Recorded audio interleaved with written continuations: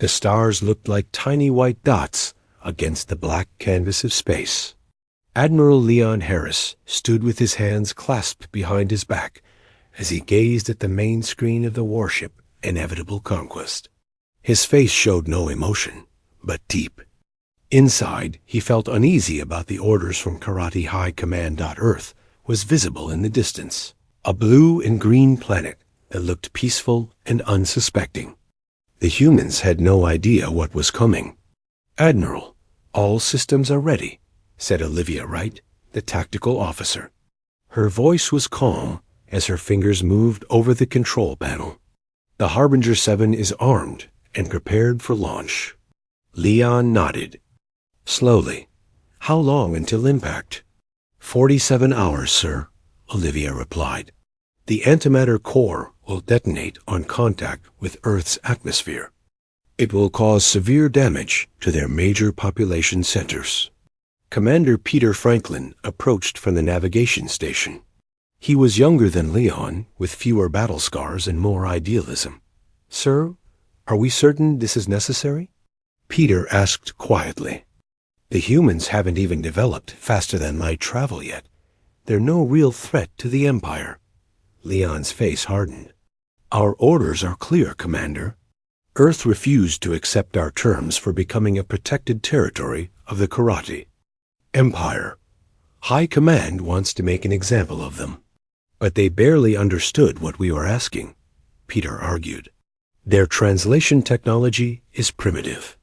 Maybe they didn't fully comprehend." "Enough," Leon interrupted. "The decision has been made. We are soldiers, and we follow orders." The bridge fell silent. The crew of the Inevitable Conquest had conquered 12 planets in the name of the Karate Empire. Usually, the targeted civilizations surrendered after a show of force. The humans had been different. They had responded with defiance and a refusal to bow to what they called alien demands.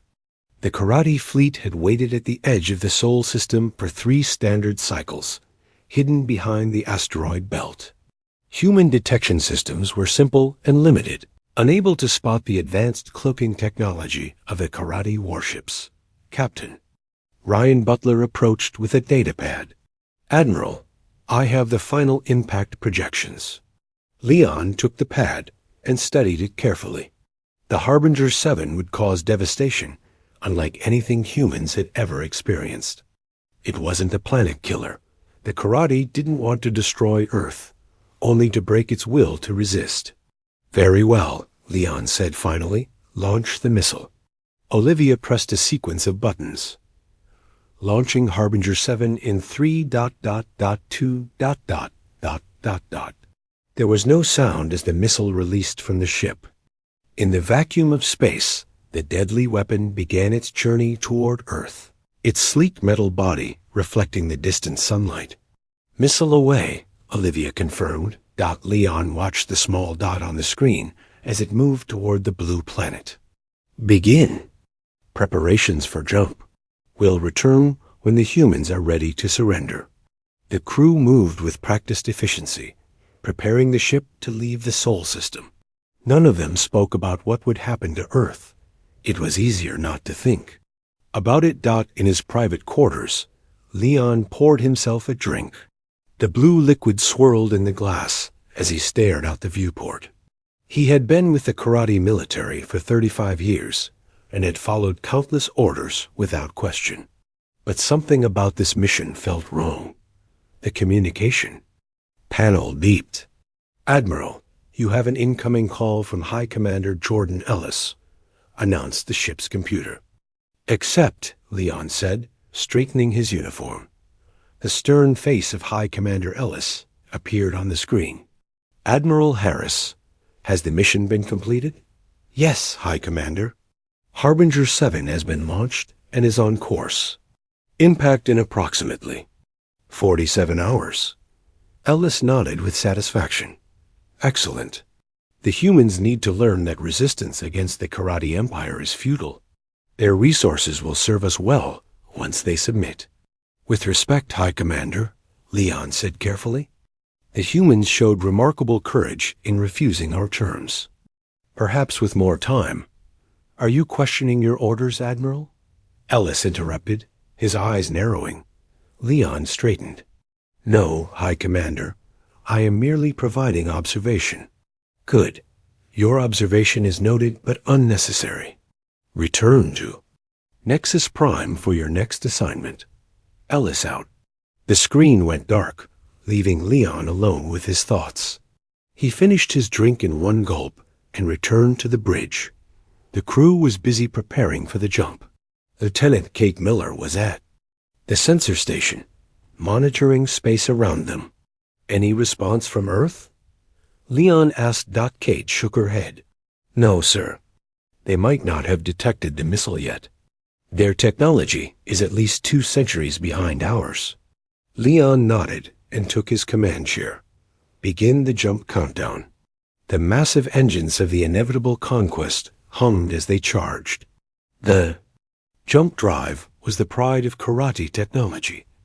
It allowed their ships to travel vast distances through folded space.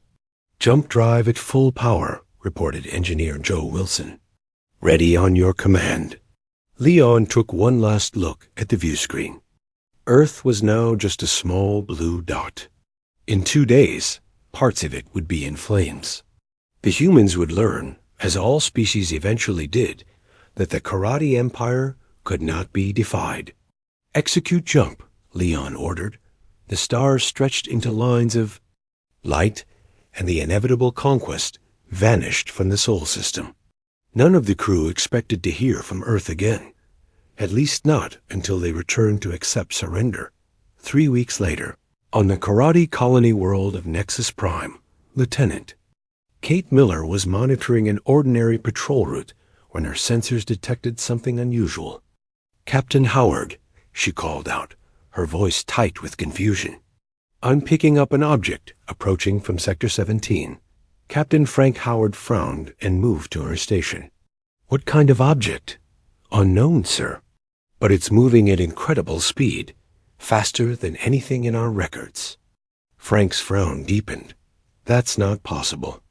Nothing can travel that fast between systems without a jump drive. The object slowed as it approached Nexus Prime, and the Karate Defense Network automatically scanned it. What they found made no sense. Kate's face went pale as she read the scan results. Sir, it's Harbinger 7. Frank stared at her. That can't be right. Harbinger 7 was launched at Earth. I know, sir. But the signature is unmistakable. It's our missile. Kate looked up with wide eyes. And, sir, it's been modified. A transmission suddenly came through on all frequencies. It was in perfect karate language, but the voice was unmistakably human. Karate Empire, we believe this belongs to you. We've made some improvements. Consider this a demonstration of goodwill and a request for proper diplomatic relations. Next time, just talk to us. Frank and Kate looked at each other in shock. The impossible had happened. The humans had not only survived the attack, but had somehow intercepted the planet killer, studied it, and sent it back. And they had made it better. Alarms blared throughout the Karate Defense Station orbiting Nexus Prime. Captain Frank Howard stared at the main screen where the modified Harbinger 7 hovered in space, just outside weapons range. His mind raced with questions that had no answers. Send a message to High Command, Frank ordered. Tell them the humans have returned our weapon. Lieutenant Kate Miller nodded and sent the urgent communication. Her hands trembled slightly as she worked. Sir, should we try to destroy it? Frank shook his head. If they wanted to attack us, they would have done so already. They're waiting for a response. The modified Harbinger 7 looked similar to its original design, but with noticeable differences. The hull had been reshaped for better speed. New components had been added that the karate sensors couldn't identify. It was both familiar and alien at the same time. Sir, High Command is responding. Admiral Harris and Science Director Nelson are on their way. We're ordered to maintain position and take no action until they arrive. Frank nodded. Keep all weapon systems on standby, and continue analyzing that missile.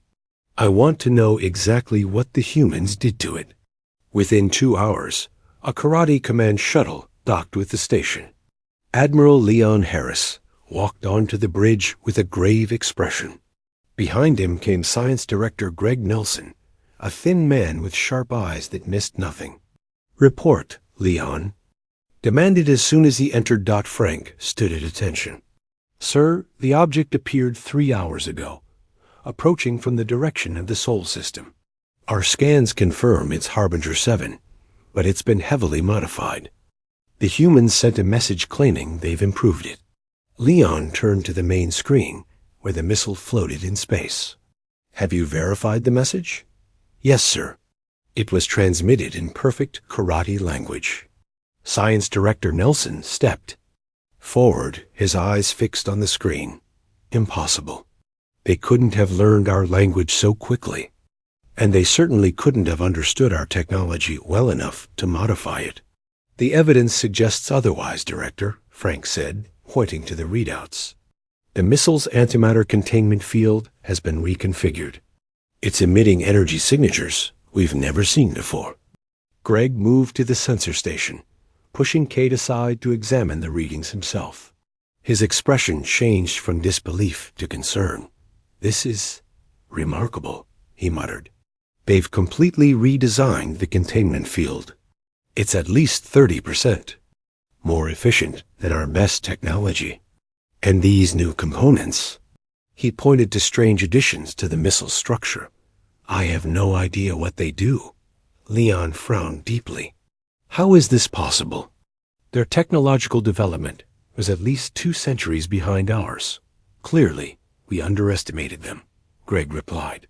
We need to take that missile apart and study it. The communication system beeped. Sir, we're receiving another transmission. From the missile, Kate announced. Put it through, Leon ordered. A calm human voice filled the bridge. Karate Command Vessel, we request confirmation that you've received our previous message. We are prepared to establish direct communication channels for diplomatic talks. Please respond within 1 standard hour. The bridge fell silent. The humans were offering peace after the Karate had tried to destroy their world. It defied all expected behavior patterns. Sir, Frank said quietly. What are your orders?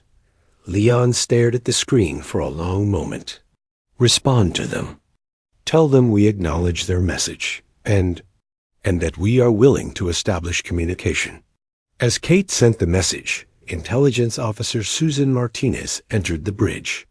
She carried a data pad with a concerned expression.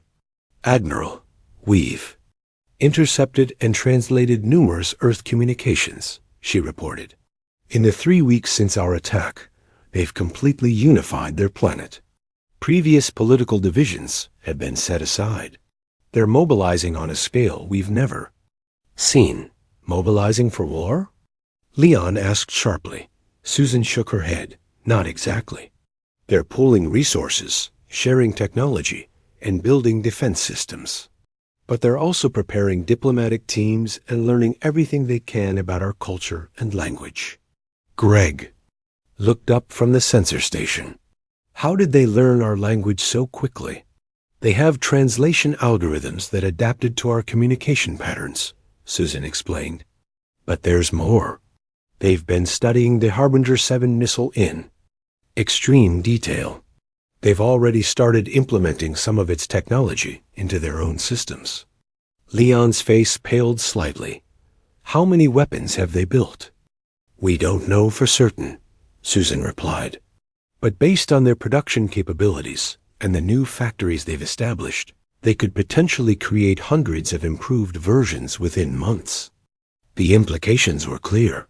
The Karate had not found an easy conquest. They had awakened a sleeping giant. The communication system beeped again. Admiral, the humans are requesting a video conference, Kate announced. Leon straightened his uniform. Put them through. The main screen changed to show a human woman with short brown hair and determined eyes. She wore a simple blue uniform with no visible rank insignia. "I am Director Samantha Hill of the Earth Defense Coalition," she said in perfect karate. "On behalf of the United Governments of Earth, I extend greetings to the Karate Empire." Leon stepped forward. "I am Admiral Leon Harris of the Karate Imperial Fleet. You have surprised us, Director Hill." Samantha's expression remained neutral. "That was our intention, Admiral. We believe in demonstrating capabilities rather than making empty threats. The modified Harbinger 7 should prove that we are capable of understanding and improving upon your technology." "May I ask how you managed to intercept and disarm our weapon?" Leon asked. "We detected it shortly after launch," Samantha explained. "Our space agencies redirected multiple fusion rockets to intercept it. Once captured, our scientists worked around the clock to understand its mechanisms. The antimatter containment field was particularly interesting." Greg moved into view of the screen. "You improved the containment field in just days?" "That's not possible." Samantha smiled slightly. "When facing extinction, humans become remarkably innovative, Director. We've made several improvements, including a selective targeting system that would have limited the blast radius to military targets only, minimizing civilian casualties. The implication was clear. Unlike the karate, the humans wouldn't target innocent civilians. "We propose a formal meeting," Samantha continued. "Our diplomatic team is prepared to discuss terms that would benefit both our peoples. We prefer cooperation over conflict." Leon glanced at his officers, seeing their confusion and concern. This was not how first contact scenarios usually played out for the Karate Empire. "We will need to consult with our high command," Leon replied. "Carefully." "Of course," Samantha nodded. "We'll maintain our position and await your response. The modified Harbinger 7 is our gift to you, a demonstration of what's possible when we work with technology rather than against each other." As the screen returned to showing the missile, Leon turned to his officers. "Contact High Command immediately. Tell them we need to convene an emergency session." Susan leaned closer to him. "Sir, what do we do if the humans have already built more of these weapons?" Leon looked back at the modified missile floating in space, a weapon they had sent to destroy that had been returned as a peace offering. "Then we'd better hope they meant what they said about preferring cooperation," he replied quietly, "because we may have just met our match." The grand meeting hall of the Karate High Command buzzed with nervous energy. 12 leaders sat around a large oval table, their faces showing various degrees of concern. At the head of the table, High Commander Jordan Ellis stood with hands clasped behind his back, his expression dark as he stared at the holographic display of the modified Harbinger 7. "So you're telling me," Jordan said slowly, "that the humans not only survived our attack, but captured our weapon, improved it, and sent it back to us as a message?" Admiral Leon Harris nodded. "Yes, High Commander. And that's not all. Intelligence suggests they've unified their entire planet in response to our attack. Previous political divisions have been set aside. They're sharing technology and resources at an unprecedented rate." Science Director Greg Nelson stepped forward, pointing to different parts of the hologram. "The modifications they've made to the Harbinger 7 are remarkable. The antimatter containment field is 30% more efficient than our best designs. They've also added a selective targeting system that would limit damage to military targets only." "How is this possible?" asked one of the council members. "Their technology was primitive compared to ours." "It appears we severely underestimated them," Greg replied. "Their adaptation rate is unlike anything we've encountered before. They didn't just disarm our weapon. They understood it, improved it, and sent it back as a message." Intelligence. Officer Susan Martinez activated her own datapad, projecting images of Earth onto the main screen. In just 3 weeks, they've begun implementing some of our technology into their own systems. They've converted factories to produce space-based defense platforms. Their scientists are working around the clock. Jordan paced the length of the table. Are they preparing for war? Not exactly, Susan replied. They're building defenses. Yes, but they're also preparing diplomatic teams. They've learned our language and have been studying our culture based on the limited data they could extract from the missile systems. They want to talk, Leon added. Director Samantha Hill of their Earth Defense Coalition has requested formal diplomatic meetings. The council members exchanged worried glances. The Karate Empire had expanded across 12 star systems through a combination of military might and diplomatic pressure. Never before had they encountered a species that responded to aggression. With such rapid technological advancement, what do we know about their military capabilities now? Jordan asked. Susan displayed new images showing Earth's orbital defenses. They've established a defensive perimeter around their planet. Based on energy readings, some of their weapons now incorporate principles from our antimatter technology. They've also improved their detection systems. They would see us coming from much farther away now. Could we still defeat them in direct conflict? Jordan's question hung in the air. Admiral Leon hesitated before answering. Possibly. We still have superior numbers and more advanced ships, but the cost would be significantly higher than we anticipated. And if they continue to adapt at their current rate, he didn't need to finish the sentence. Everyone understood the implication.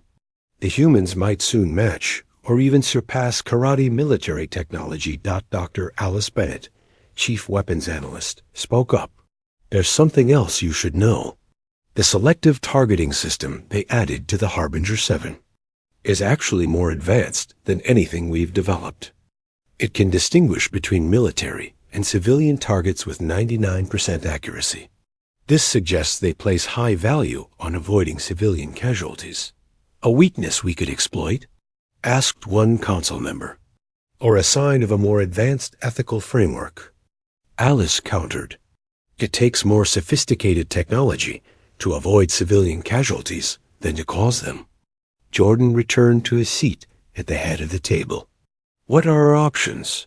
Leon cleared his throat. I see 3 paths forward. First, we could launch a full-scale attack immediately, before they develop further. Second, we could withdraw and avoid contact with humans entirely. Or third, we could accept their invitation for diplomatic talks. I recommend the third option, Susan said firmly. Based on their communications, they seem genuinely interested in peaceful relations. They could have sent the Harbinger 7 back, armed and targeted at Nexus Prime. Instead, they returned it as a demonstration of capability and a peace offering. Jordan was quiet for a long moment, considering. The Karate Empire had never retreated from a conquest, but they had never encountered a species like humans before. Very well, he said finally. We will send a diplomatic mission. Admiral Harris, you will lead it. Take our best cultural experts and scientists. Learn everything you can about these humans. Leon nodded. And our official position? We will express regret for the misunderstanding, Jordan said carefully. Claim that the missile launch was a defensive response to perceived aggression. Feel out their willingness to join the Empire as equals rather than subjects. And if they refuse? Leon asked. Jordan's expression hardened. Then at least we'll have more time to prepare for a proper conflict. The next day, preparations began for the diplomatic mission to Earth. The karate vessel Voice of Reason was selected a ship designed for diplomatic rather than military purposes. Ambassador Wayne Carter was assigned to assist Admiral Leon with the negotiations. Wayne had never met humans before, but he had studied the available data carefully. They're remarkably diverse, he told Leon as they reviewed files together. Different cultures, languages, physical appearances. Yet they've unified quickly in response to our attack. A common enemy can do that, Leon replied. We've seen it before. Yes, but usually it takes years or decades. They did it in weeks. Wayne pointed to reports from intelligence. And look at this, they're already implementing educational programs about the karate throughout their planet, teaching our language in their schools, preparing their population for potential peaceful contact. Leon frowned. Or preparing them for war. I don't think so, Wayne said. Their message was clear. They prefer cooperation over conflict. They want to talk. As the voice of reason prepared for departure, Greg Nelson brought final reports on the modified Harbinger 7. We've completed our analysis. The improvements they made. Some of them weren't even in our theoretical models. Their approach to antimatter containment takes a completely different path than our research. Meaning? Leon asked.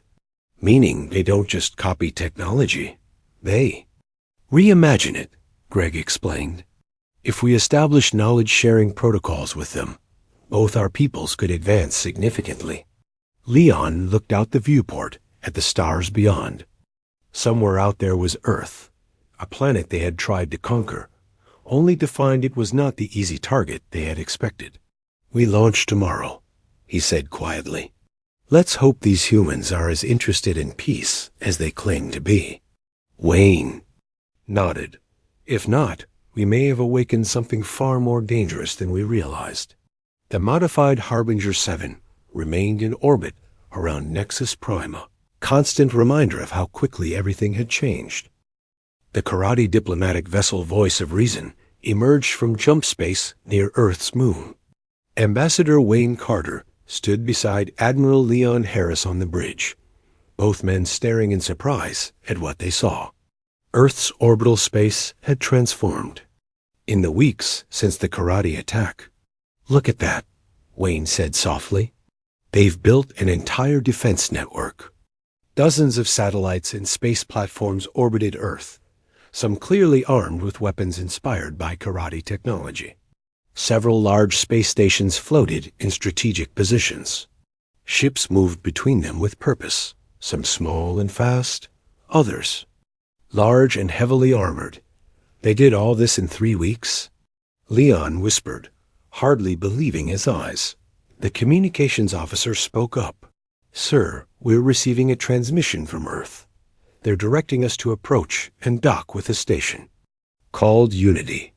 Unity, Wayne repeated. An appropriate name for a diplomatic meeting.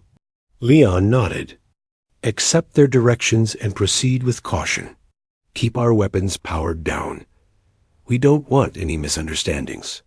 As they approached the orbital station Unity, Leon noted its design elegant and efficient, with technology that hadn't existed.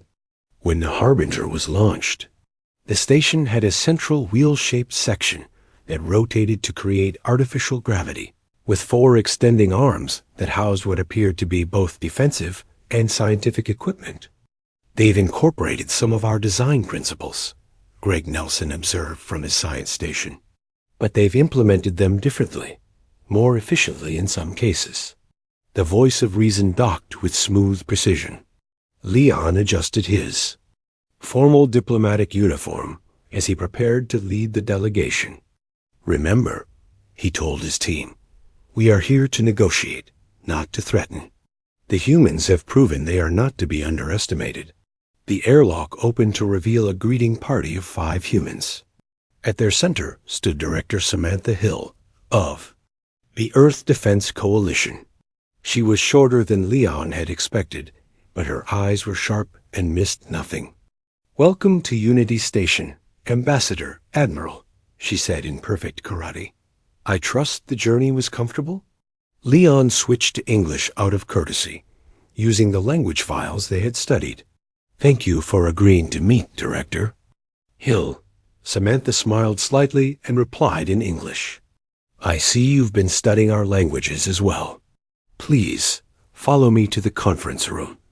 We have much to discuss. The human station was impressive inside. The walls were clean and bright, with technology seamlessly integrated into the design.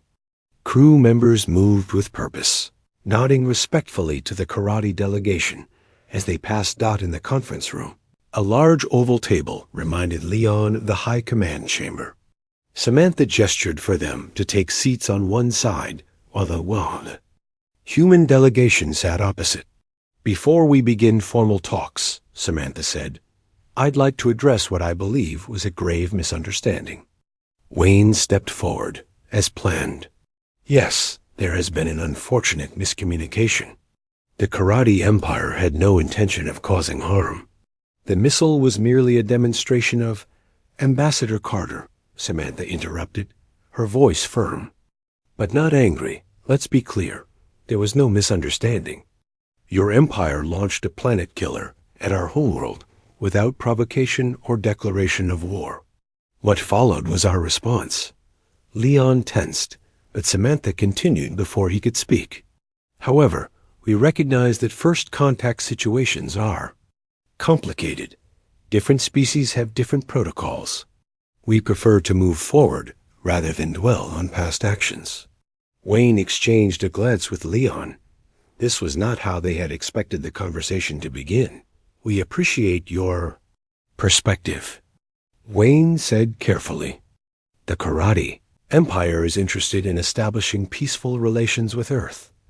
We believe a mutual partnership could benefit both our peoples." Samantha nodded. "We agree. But partnership requires equality and respect." One of the humans, a man, introduced as Chief Scientist Paul Rodriguez, activated a holographic display in the center of the table. It showed detailed schematics of the modified Harbinger 7. "We've taken the liberty of improving several aspects of your weapon," Paul explained. "The antimatter containment field now operates at 30% higher efficiency. The targeting system can distinguish between civilian and military targets. And we've added a non-destructive mode that can disable electronic systems without causing loss of life."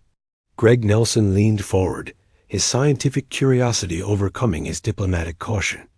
"How did you achieve the field stability at these energy levels? Our models suggested it wasn't possible." Paul smiled. "We approached the problem differently. Instead of trying to contain the antimatter reaction through brute force, we created a resonance pattern that naturally stabilizes it." The technical discussion continued for several minutes, with Greg and Paul exchanging ideas. Like old colleagues rather than representatives of species that had been on the brink of war. Samantha eventually redirected the conversation. "We need to discuss the terms of our relationship moving forward. The Karate Empire has expanded through conquest. Earth will not be conquered." Leon cleared his throat. "The High Command has authorized me to offer Earth status as an equal member of the Empire, with full rights and protections."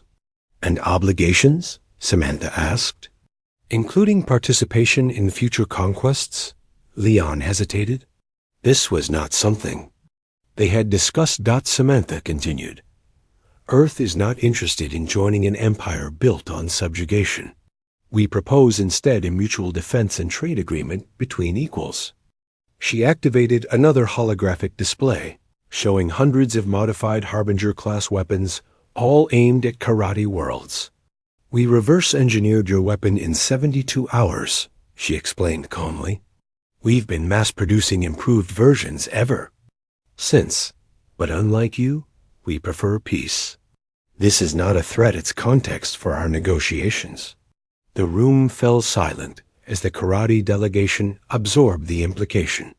Earth could destroy the karate homeworld and its colonies if it chose. Instead, they were offering peace.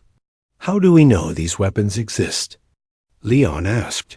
"This could be a bluff," Samantha smiled. "A fair question." She pressed a button, and a live feed appeared showing a massive production facility in orbit around Earth's moon. Row after row of missiles identical to the returned Harbinger 7 were being assembled by automated systems. "We could demonstrate one for you," she offered. "On an uninhabited moon, of course." "That won't be necessary," Wayne said quickly. "We believe you. The negotiations continued for hours. The humans were firm in their positions, but reasonable in their requests. They wanted recognition as equals, protection from future aggression, and access to certain technologies. In exchange, they offered their own innovations and peaceful trade. As the first day of talks concluded, Leon found himself standing next to Samantha, near a viewport overlooking Earth. "Your planet is beautiful," he said honestly. "It is," she agreed. "Worth protecting." "We truly didn't expect you to be able to stop the Harbinger," Leon admitted. "No other species we've encountered could have adapted so quickly." Samantha looked at him with those penetrating eyes. "Perhaps that's why you should. Stop encountering species through weapons fire." Leon had no answer for that. 6 months after the failed attack on Earth, a formal treaty was signed between the Karate Empire and the United Earth government. The signing ceremony took place aboard the human vessel Adaptation, which orbited the neutral space between Earth and the nearest karate colony world. Admiral Leon Harris adjusted his formal uniform as he prepared to enter the main hall. He had spent the last 6 months working closely with the humans, learning about their culture and helping to shape the treaty. What had begun as a potential conquest had transformed into something neither side had expected, a genuine alliance. "Nervous?" asked Ambassador Wayne Carter as they walked together toward the ceremony. "A little," Leon admitted.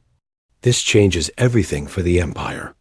The doors opened to reveal a large room filled with representatives from both Earth and the Karate worlds. At the center stood a simple table with the treaty documents, both digital and physical versions. As humans still valued the tradition of paper for historic occasions, Director Samantha Hill greeted them with a small bow, gesture she had adopted. From studying karate customs, Admiral Ambassador, today marks a new beginning for both our peoples. High Commander Jordan Ellis had traveled from the karate homeworld for the ceremony. He looked less comfortable than Leon among the humans, but he had come to accept the necessity of the alliance. "Director Hill," Jordan said formally, "the Karate Empire acknowledges the strength and ingenuity of Earth. We look forward to a productive partnership." The room quieted as the leaders moved to the table. The treaty was read aloud in both languages, a document that established peaceful relations, technology exchange protocols, mutual defense agreements, and trade routes between the two civilizations. When the formal signing was complete, applause filled the room. Humans and karate alike recognized the historic importance of the moment. Two species that had nearly gone to war were now allies. A diplomatic reception that followed was more relaxed. Food and drinks from both worlds were served, and small groups formed as people mingled. Leon found himself face to face with Chief Scientist Paul Rodriguez, who had led Earth's reverse engineering project on the Harbinger 7. "I need to know," Leon said, holding a glass of Earth wine. "How did you do it so quickly? How did you take our weapon apart and understand it in days?" Paul sipped his drink before answering. "Necessity and cooperation. When your weapon was detected, every nation, every scientist, every engineer on Earth set aside their differences. We've been adapting to threats throughout our entire history. It's what humans do best. But the theoretical understanding required. We had theories," Paul explained. "Many of our scientists had been working on antimatter containment for decades, but we lacked the practical application. Your weapon gave us that. We didn't start from zero. We just needed to see a working example to connect the dots." Across the room, Jordan Ellis was engaged in serious conversation with Earth's Defense Secretary, Nancy Wilson. "You realize," Jordan was saying, "that your actions have changed the balance of power in the galaxy. Other species will take notice." Nancy nodded. "We're counting on it. The Karate Empire has been unchallenged for too long. Perhaps it's time for new perspectives." "And if those other species see Earth as a threat?" Jordan asked. Then they'll find both Earth and the karate standing together, Nancy replied. That's what allies do. Near the viewport, Greg Nelson was showing a group of Earth scientists the star charts of karate space. This system here has unusual radiation patterns that would interest your physicists. And here, we've discovered minerals that don't exist in your solar system. The excitement in the room was genuine. Both sides were beginning to see the possibilities that cooperation offered new scientific discoveries, cultural exchanges, and combined defense capabilities that made both civilizations stronger. As the reception continued, news arrived that joint human karate scientific ventures were already yielding results. A team on Earth had combined karate antimatter technology with human miniaturization techniques to create power sources 10 times more efficient than previous designs. Meanwhile, karate medical researchers were adapting human genetic techniques to treat diseases that had plagued their people for generations. Leon found himself standing next to Samantha Hill, watching their peoples cautiously interact. You could have destroyed us in retaliation, he observed. Why didn't you? Samantha considered the question. Because that's not who we are. You launched a bomb at Earth, we returned it with upgrades. That tells you everything you need to know about humanity. And what is that? Leon asked. That we prefer to build rather than destroy. That we see potential where others see only threats. She turned to face him directly. Your empire expanded through conquest because it was easy. We're showing you there's another way. Not all species would respond as you did, Leon noted. Perhaps not, Samantha agreed, but enough would. The galaxy is full of potential allies, not just conquests waiting to happen. As the reception wound down, Leon walked the corridors of the adaptation alone, thinking about how much had changed. 6 months ago, he had given the order to launch a weapon that would have killed millions. Now he was helping to forge an alliance that might benefit billions. A young Earth officer approached him. Admiral Harris, the shuttle is ready to take you back to your ship whenever you're prepared to leave. Thank you, Leon replied. Then, on impulse, he asked, What's your name? Lieutenant Steve Baker, sir, the young man replied. Lieutenant Baker, what do you think of this alliance? Steve considered the question seriously. I think it's proof that we can overcome our worst instincts, sir. That intelligence and cooperation can triumph over aggression. Leon nodded. Well said, Lieutenant. As he prepared to board the shuttle, Leon looked back at the adaptation, a ship named to commemorate how Earth had adapted to the karate threat and turned it into an opportunity. The name seemed fitting now, as both civilizations adapted to a new reality neither had anticipated. The stars visible through the viewport seemed brighter somehow, as if acknowledging that something unprecedented had begun. The karate had sought conquest and found partnership instead, and the galaxy would never be the same. We launched a bomb at Earth, Leon said quietly to himself, and they returned it with upgrades. It was a lesson the karate empire would not forget.